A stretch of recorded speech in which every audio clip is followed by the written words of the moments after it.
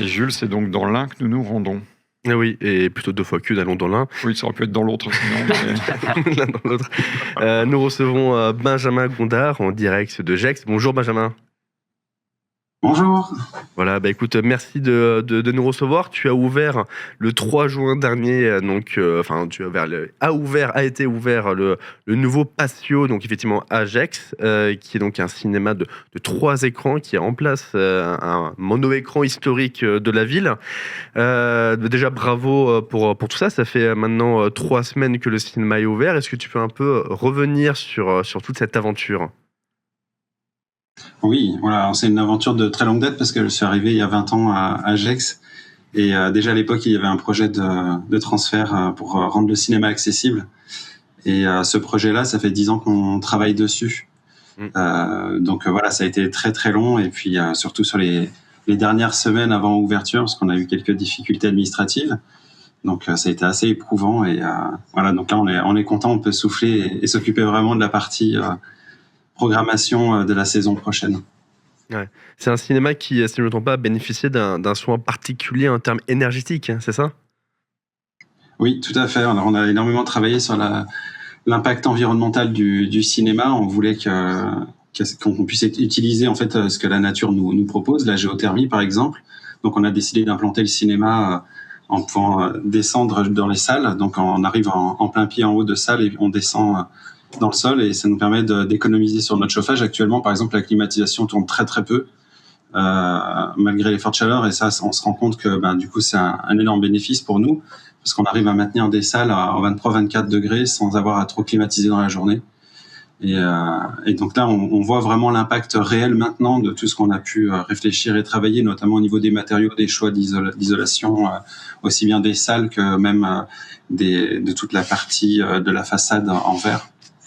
Donc voilà, ça a été un très très gros enjeu pour nous pour pouvoir voir le cinéma sur les 20 prochaines années et pouvoir faire face aux différents aléas climatiques sur l'année. Surtout qu'on est dans une région un peu montagneuse, donc l'hiver, ça peut être assez froid, on est à plus de 600 mètres d'altitude.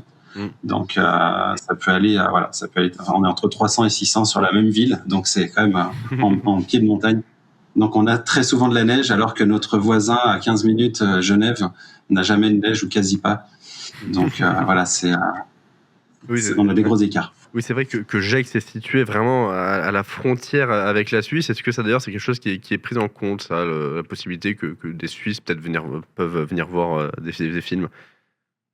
Oui, tout à fait. Dans l'étude de marché, on a pris cet impact-là parce que en plus le marché suisse est un marché sans CNC. Donc les prix des places ne sont pas au même montant et donc le public qui a un peu plus de difficultés n'hésite pas à franchir la frontière pour voir des fois 2, même peut-être 3 films pour certaines journées un peu spéciales. Donc quand on est à 15-30 minutes pour certains, c'est vrai qu'on est très proche.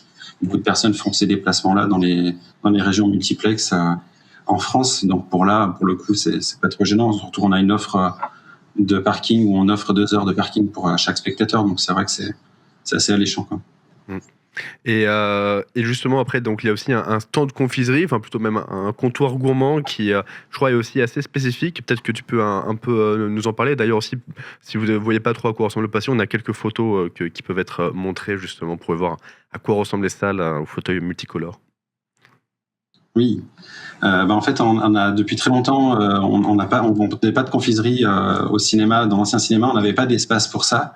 Donc du coup, on avait par défaut l'impossibilité de vendre. Et finalement, on a séduit un autre public qui aime l'aspect de la propreté et du calme aussi, des salles où il n'y a pas de mastication ou de produits de papier ou de consommation en salle.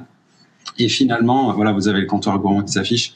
Et donc, on s'est rendu compte, voilà, qu'il nous manquait quand même un espace où on pouvait avoir un côté convivial, où le public pouvait se rencontrer. Donc, on s'est dit qu'on a posé la réflexion avec les élus de la ville pour savoir si on allait continuer dans cette lignée-là ou pas. Et finalement, il a été décidé de créer un comptoir gourmand pour qu'on puisse consommer des produits locaux et de qualité directement dans le hall. Et voilà, donc on est fourni, par exemple, on travaille énormément avec le torréfacteur de la ville qui nous fournit des cafés fraîchement torréfié. Donc c'est vrai que c'est une qualité qui séduit beaucoup le public et c'est une formule qui fait un petit pas de côté et qui est un peu plus originale. Et c'est vrai que voilà, ça surprend certains, mais finalement ils sont séduits quand on leur sert leur espresso dans une tasse en porcelaine. Et pour finir un peu, le cinéma effectivement ouvert depuis 3 semaines. Globalement, comment ça se passe, la fréquentation? On sait que finalement, elle a connu des hauts et des bas au niveau national. Là, pour le Patio, comment ça se passe?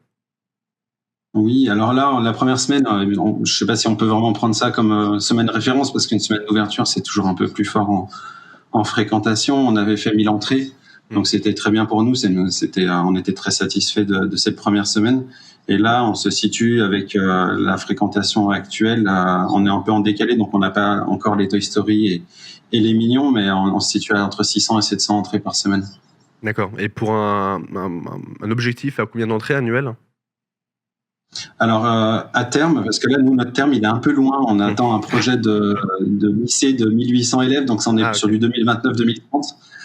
Et donc voilà, c'est un petit peu éloigné, mais à terme, on attend 70 000 entrées par an. Très bien. Bon, en tout cas, c'est tout ce qu'on souhaite au Patio de Gex. Et voilà, si vous êtes de passage dans l'Ain, n'hésitez pas à aller voir ce beau cinéma. Merci beaucoup, Benjamin, pour ton temps et très bonne séance à toi. Merci beaucoup. Merci beaucoup, Benjamin.